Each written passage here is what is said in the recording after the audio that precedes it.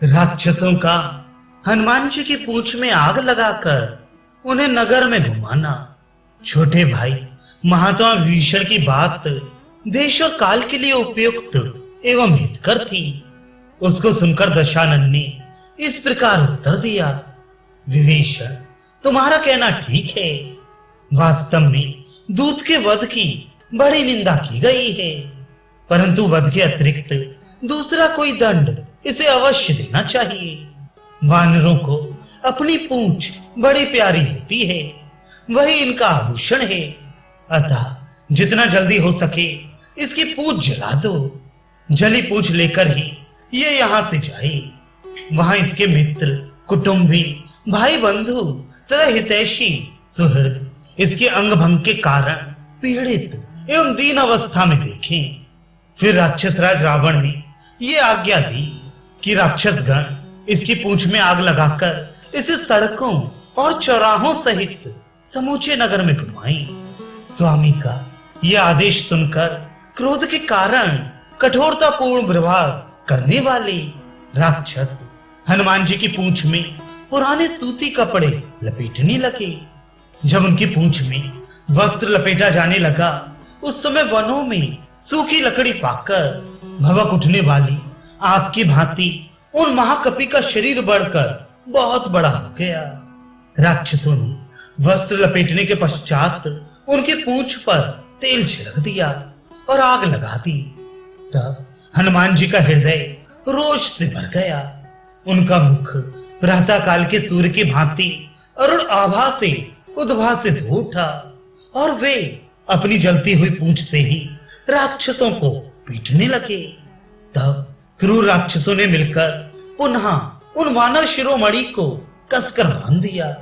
ये देख स्त्रियों, बालकों और वृद्धों सहित समस्त निशाचर बड़े प्रसन्न हुए। तब वीरवर हनुमान जी मदे मदे ही उस समय के योग्य विचार करने लगे। यद्यपि मैं बंधा हुआ हूं, तो भी इन राक्षसों का मुझ पर जो नहीं चल सकता।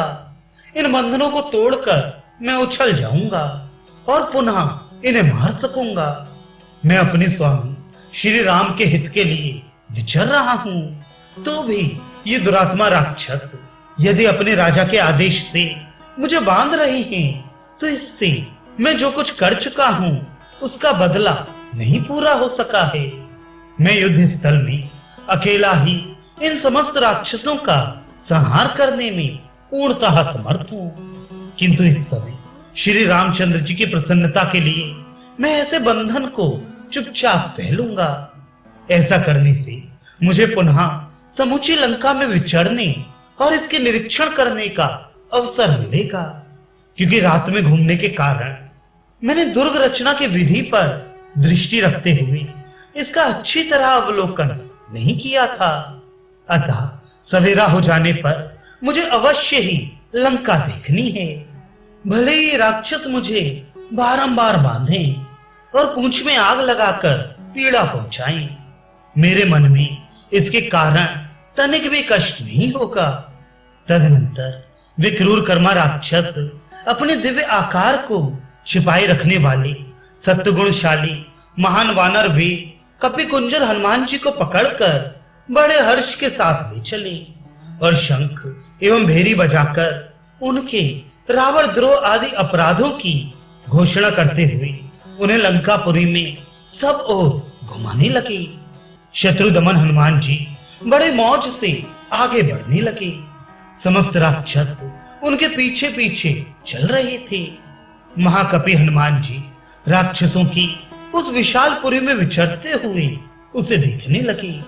उन्होंने वहां बड़े विचित्र विमान देखे, परकोटे से घिरे हुए कितने ही भूभाग, पृथक पृथक बने हुए सुंदर चबूतरे, घनीभूत गृह पंक्तियों से घिरी हुई सड़कें, चौराहे, छोटी बड़ी गलियां और घरों के मध्य भाग, इन सबको वे बड़े गौर से देखने लगे। सब राक्षस उन्हें चौराहों पर, चार खंबे वाले मंडपों में तथा सड़कों पर घुमाने और जासूस कहकर उनका परिचय देने लगे। भिन्न भिन्न स्थानों में जलती पूंछ वाले हनुमान जी को देखने के लिए वहां बहुत से बालक, वृद्ध और स्त्रियां कौतूहलवश घर से बाहर निकल आती थी। हनुमान जी की पूंछ में जब आग लगाई जा रही थी, उस समय भयंकर नेत्रों वाली राक्षसियों ने सीता देवी के पास जाकर उनसे ये अप्रिय समाचार कहा। सीते, जिस लाल मुंह वाले बंदर ने तुम्हारे साथ बातचीत की थी, उसकी पूंछ में आग लगाकर उसे सारी नगरी में घुमाया जा रहा है। अपने अपहरण की ही भांति दुख देने वाली ये क्रूरतापूर्ण बात सुनकर विदय नंदिनी सीता शोक से संतप्त हो उठी और मन ही मन अग्निदेव की उपासना करने लगी। उस समय विशाल लोचना पवित्र हृदय सीता महाकपि हनुमान जी के लिए मंगल कामना करती हुई अग्निदेव की उपासना में संलग्न हो गई और इस प्रकार बोली, अग्निदेव, यदि मैंने पति की सेवा की है और यदि मुझ में कुछ भी तपस्या तथा पातिव्रत का बल है, तो तुम हनुमान के लिए शीतल हो जाओ। यदि बुद्धिमान भगवान श्री राम के मन में मेरे प्रति किंचन मात्र भी दया है, अथवा यदि मेरा सौभाग्य शेष है, तो तुम हनुमान के लिए शीतल हो जाओ। यदि धर्मात्मा श्री रघुनाथ जी मुझे सदाचार से संपन्न और अपने से मिलने के लिए उत्सुक जानते हैं, तो तुम हनुमान के लिए शीतल हो जाओ। यदि सत्य प्रतिज्ञ आर्य सुग्रीव इस दुख के महासागर से मेरा उद्धार कर सकें, तो तुम हनुमान के लिए शीतल हो जाओ। मृगनयनी सीता के इस प्रकार प्रार्थना करने पर तीखी लपटों वाले अग्निदेव मानो उन्हें हनुमान के मंगल की सूचना देते हुए शांत भाव से जलने लगे। उनकी शिखा प्रदक्षिण भाव से उठने लगी। हनुमान के पिता वायु देवता भी उनके पूंछ में लगी हुई आग से युक्त हो बर्फीली हवा के समान शीतल और देवी सीता के लिए सुखद होकर बहने लगे। उधर पूंछ में आग लगाई जाने पर हनुमान जी सोचने लगे, अहो, ये आग सब ओर से प्रज्वलित होने पर भी मुझे जलाती क्यों नहीं है? इसमें इतनी ऊंची ज्वाला उठती दिखाई देती है, तथापि ये आग मुझे पीड़ा नहीं दे रही है। मालूम होता है कि मेरी पूंछ के अग्रभाग में बर्फ का ढेर सा रख दिया गया हो, अथवा उस दिन समुद्र को लांघते समय मैंने सागर में श्री रामचंद्र जी के प्रभाव से पर्वत के प्रकट होने की जो आश्चर्यजनक घटना देखी थी, उसी तरह आज ये अग्नि की शीतलता भी व्यक्त हुई है।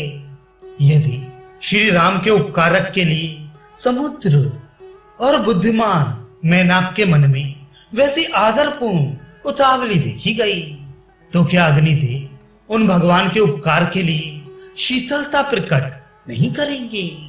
निश्चय ही भगवती सीता की दया, श्री रघुनाथ जी के तेज तथा मेरे पिता की मैत्री के प्रभाव से अग्निदेव मुझे जला नहीं रहे हैं। तदनंतर कपि कुंजर हनुमान ने पुनः एक मुहूर्त तक इस प्रकार विचार किया, मेरे जैसे पुरुष का यहाँ इन नीच निशाचरों द्वारा बांधा जाना कैसे उचित हो सकता है?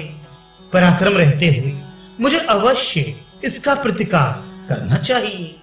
ये सोचकर विवेकशाली महाकपि हनुमान, जिन्हें राक्षसों ने पकड़ रखा था, उन बंधनों को तोड़कर बड़े वेग से ऊपर को उछले और गर्जना करने लगे। उस समय भी उनका शरीर रस्सियों में बंधा हुआ ही था। उछलकर वे श्रीमान पवन कुमार पर्वत शिखर के समान ऊंचे नगर द्वार पर जा पहुंचे, जहां राक्षसों की भीड़ नहीं थी। पर्वताकार होकर भी वे मनस्वी हनुमान पुनः क्षण भर में बहुत ही छोटे और पतले हो गए। इस प्रकार उन्होंने अपने सारे बंधनों को निकाल फेंका। उन बंधनों से मुक्त होते ही तेजस्वी हनुमान जी फिर पर्वत के समान विशालकाय हो गए। उस समय उन्होंने जब इधर उधर दृष्टि डाली, तब उन्हें फाटक के सहारे रखा हुआ एक परिग दिखाई दिया। काले लोहे के बने हुए उस परिग को लेकर महाबाहु पवन पुत्र ने वहां के समस्त राक्षसों को फिर मार गिराया।